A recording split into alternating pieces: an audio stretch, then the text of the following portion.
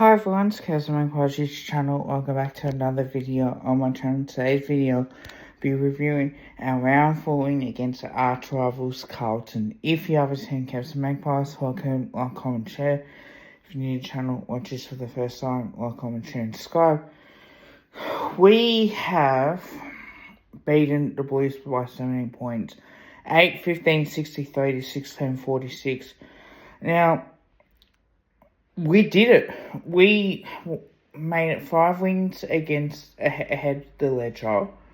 But most importantly, we have continued on our winning streak. Now, we have done very well in front of 82,058 people, and it was a wet condition as well as the 30th edition of the Peter Mac Cup as well. But having said that too, it was really good performance from the boys, and it might have been slippery in tough conditions as well. But when you look at it, and I'll go through each of the game as well, there are a lot of signs there that Carlton did jump us from the start, and then we got back into the game. So realistically, we did really well to keep him to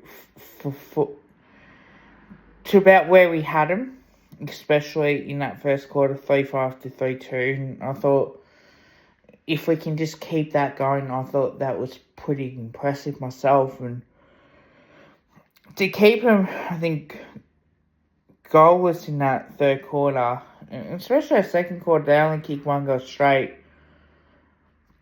And we kicked so many behinds as well. It was a wet condition game. It was slippery out there. Some of the chances that we had that wasn't raining, and I think that's what disappoints me the most. But without further ado, let's go straight into the game, and I'll go through the plays and all that, and we'll talk about the Dean Houston thing as well, because at the moment haven't heard anything about that. So 3-5-23 to 3-2-20. Now, we were only 3 points down at that stage, and I thought, okay, well, we've done really well in this first quarter. We didn't get off to a good start, but then we got into it. And you just felt like if we could keep it going in the second quarter, Ashley would give us a chance.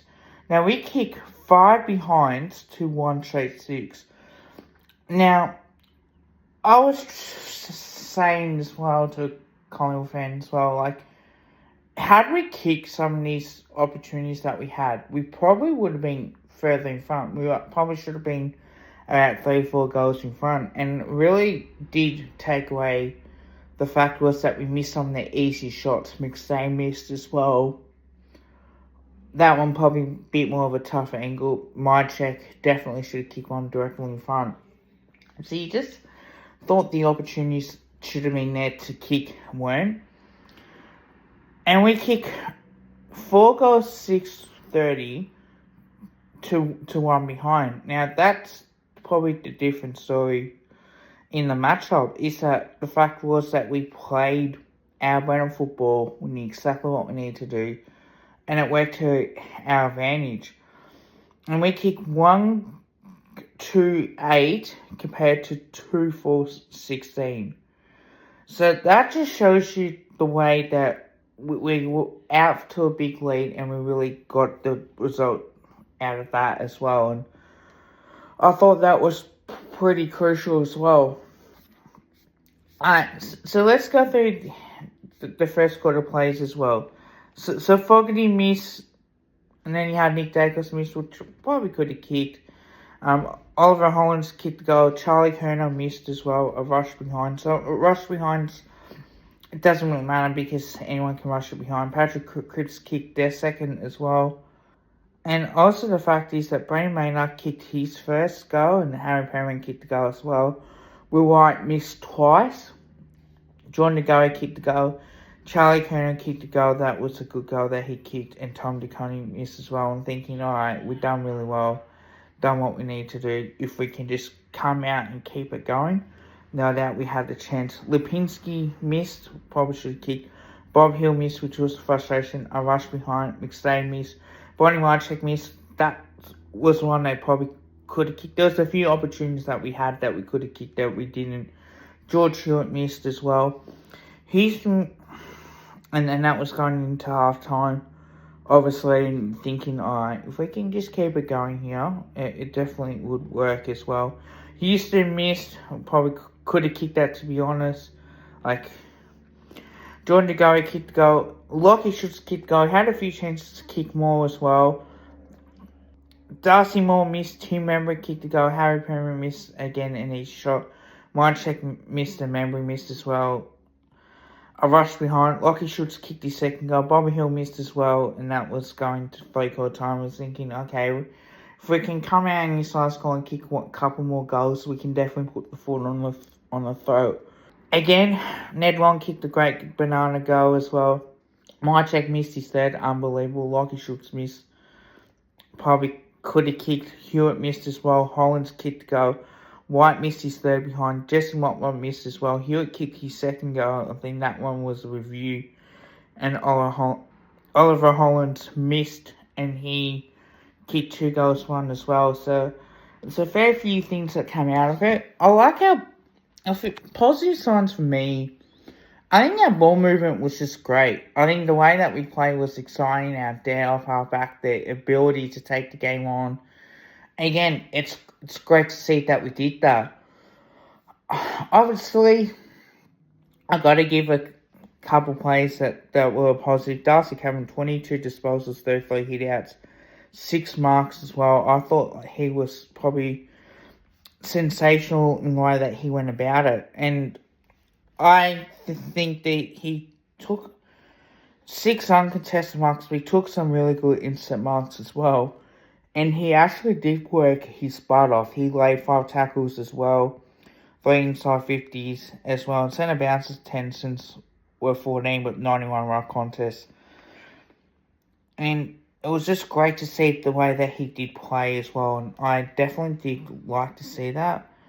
I like Lockie Schultz's game too. 2 goals, 1. Could have kicked a few more the way that he sprayed some as well, but he had 18 disposals. That's what he does best. Pendlebury had 29 disposals. Again, love that. Josh Jacobs had 31 disposals. Love that. Perryman had 20 disposals, 1 goal, 1 as well. Sidebottom had 24, which I love. Houston had 23.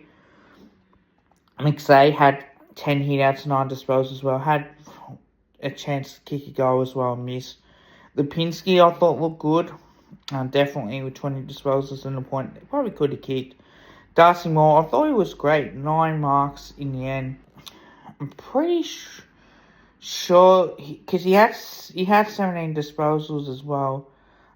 He definitely did, he took 3 marks and 3 uncontested marks as well. And he was ability to spoil as much as we possibly can. Howe, I thought, got into the game really well. He had, 10 disposals actually. And Jordan Nagari was tactical sub as well. 8 disposals, 2 goals straight. So we actually did it without him as well. And Billy Frampton, mate, got to give him some flowers. He had 9 disposals, but took 3 marks. And did really well in the spoils department. And kept Charlie Colonel to 1 goal, 1 as well. Which I gotta love the way that we went about it. Positive signs were our 3rd quarter. And again, that's always a positive sign. Even our 1st quarter when we kicked a couple goals like our run and carry was absolutely good. But to keep Carlton to 1 behind is a positive. It is. Having said that ourselves, the negatives were our goal kicking, has to be mentioned.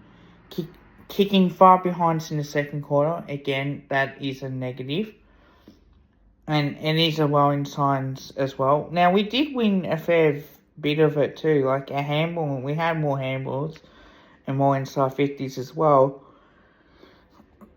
So, again, there's positive signs. Okay, so let's go through the stats. 374 disposals to 360. 220 kicks to 193. 167 handballs to 154.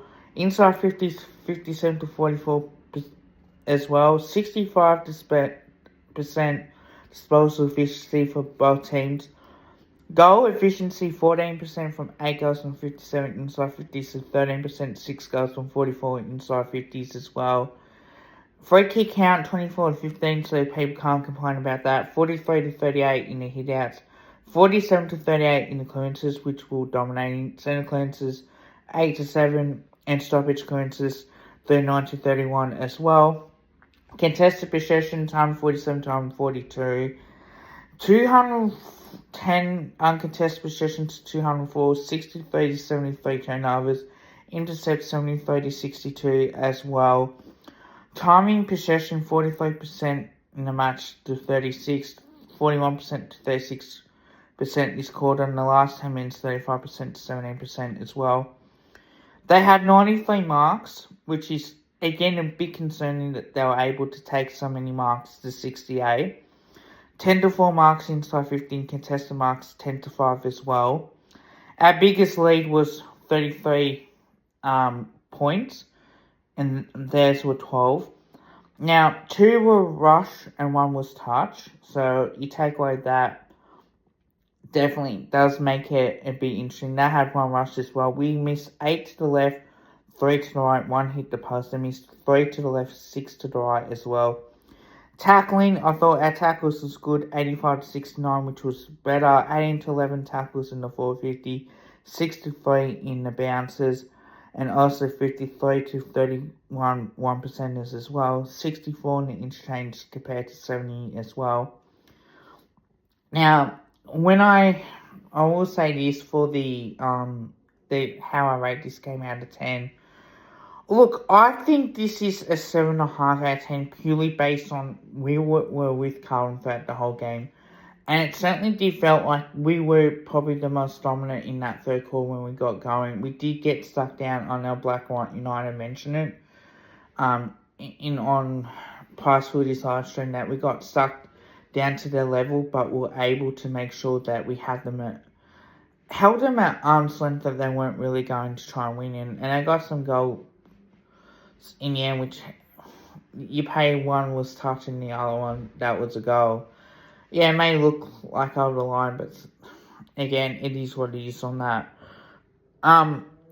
So, yeah, look, I'm very happy with that performance. Like I said, I take a lot out of that win.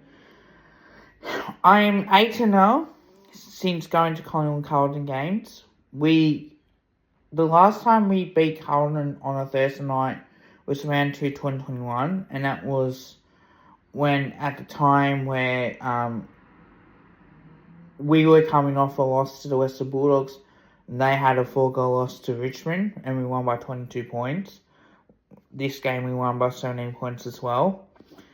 And therefore, we are now 3-1. Carlton are 0-4, so at least that's a positive, good thing for us as well. But realistically, when you take that away, definitely some chances that we could have kicked as well. Was a little bit disappointed that we didn't take our chances, but we have to admit it was wet conditions as well. So I absolutely don't mind that. And now for the Cavs Magpies votes. Now this is going to be very interesting indeed. One vote I am going to say for a man who I thought that played a really, really good game. One vote is definitely a player who I thought played really well, and that is Darcy Cameron. I thought he was sensational. 22 disposals, 6 marks, 33 hitouts. I thought that was one vote worthy. 2 votes, I think it's Lockie Schultz. It is so hard to do these votes, but the guy had 18 disposals and he had 7 marks, 7 tackles as well. And I thought he really produced on what he was able to do. And to win last night as well, I thought that was a terrific achievement. And 3 votes to the one and only Josh Dacos. I thought he was sensational, 31 disposals. Billy Frampton played a really good game as well. Unfortunately, couldn't get him in. It was tough to do these votes, especially after the game. And look, there's a lot of Collingwood players that are going to miss out on the Cavs Magpies votes as well. Hope you guys liked the video. Don't forget to drop a like. Also drop a sub as well. Till next time, go the Mighty Pies. And up the Mighty Pies.